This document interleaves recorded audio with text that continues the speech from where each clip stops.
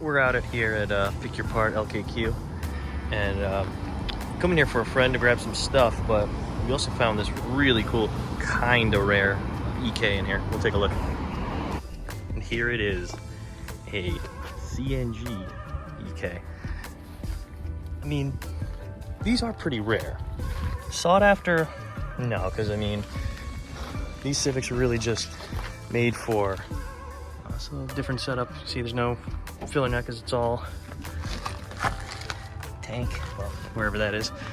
But these were really never sold to the public because good luck finding a CNG station if you want to go on a trip. They're mostly local to fleets for small vehicles, close to where a CNG station would be. But what do you think of these wheels? I think they're pretty cool, kind of retro, also rare. But the reason I'm here looking at this thing is because my buddy wants this. He likes the niche little things. This one says NGV on it. This is technically the Civic GX, I believe.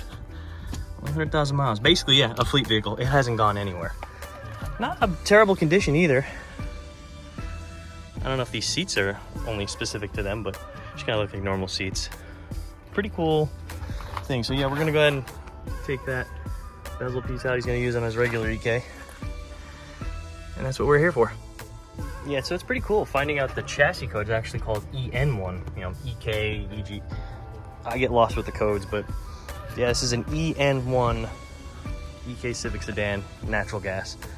The tank would be in the back where the trunk is. That's the fill port. It's just so weird to see. And that's where everything would be. They took it out because Junkyard, you know, just trying to be safe. What do you guys think about these wheels? This rear one is just mint. Like I said, this is definitely a fleet vehicle. Just dirty, this one. A couple scratches and nicks here and there, but yeah, this is definitely a unique Civic. You know, not many people bought them.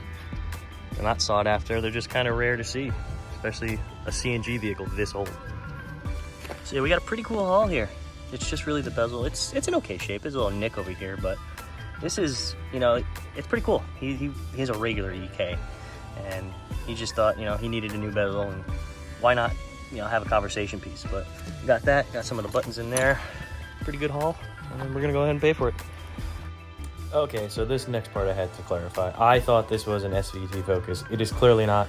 The wheels are, the interior you can tell is not. It was very hot, and I was a little dehydrated, and well, it was just nifty to look at somebody trying to, I guess, clone one and rebuild it and put it back to whatever kind of former glory it had, because the transmission was all over the place.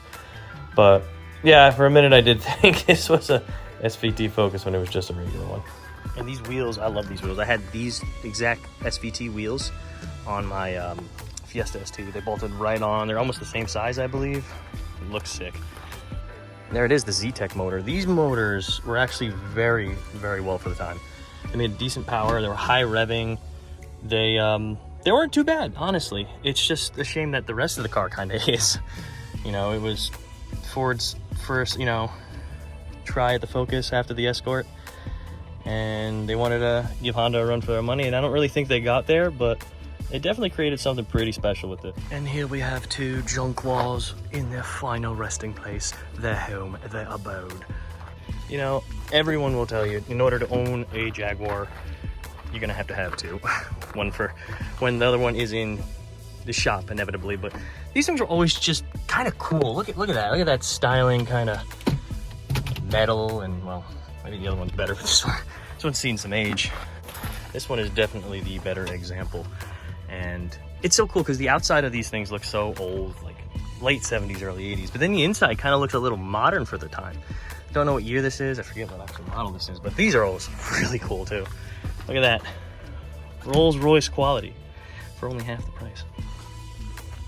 Oh, it's a 94, so it looks even older than the time. They just probably haven't changed the style. I'm not too very well versed on Jaguars, but it's a pretty body. I always liked how the gas tank is right here, kind of like Miata racing style. It'd be nice to take one of these things in LS1.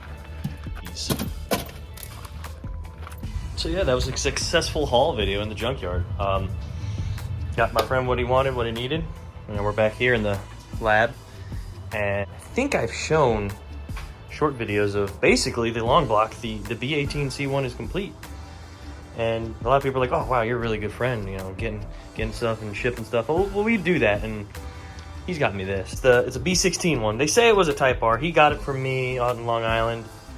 I think odd in total with shipping, him shipping it here for me and picking it up, it was $100, and that's a pretty good price considering I just found out that they don't make new anymore. I think they just stopped, correct me if I'm wrong in the comments, but I think they just stopped making new valve covers for the B16, and I don't know, what do you guys think? I love the Big H, and I love the VTEC, and I know Acuras, the GSRs, they just say this, they just say Honda Motor Company, there's no H, but whoever owned this prior, scratched off the VTEC. I don't know why.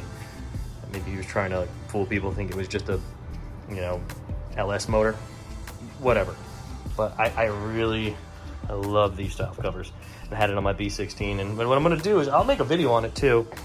I'm gonna strip off the paint because it's really nasty and dingy. I'm gonna keep the original baffles and the original PCV system.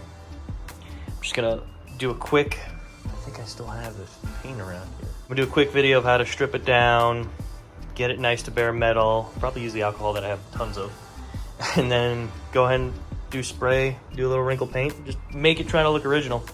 I know whoever did this one, chopped the cam gear cover off. This one whoever did this one windowed it, but it actually looks nice. There's no real burrs. This one looks presentable, and this one looks mangled. So I'm gonna shave this down on the side, get it nice and flush. I normally like a complete valve cover, but the asking price of this was like 50, 60 bucks, and they're hard to find now. So I'm gonna run this. I'm gonna make it look nice and presentable. A little weirded out about exposing the cam gears, but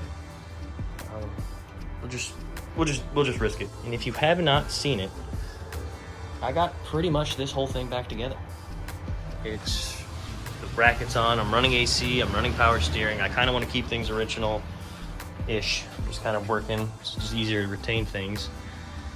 I got the header, well, I'm getting a new intake manifold. I got the header there. I got a bunch of stuff ready. This is so close to just completing. I need to take the B16 transmission, tear it apart, put the LS 5th gear in it.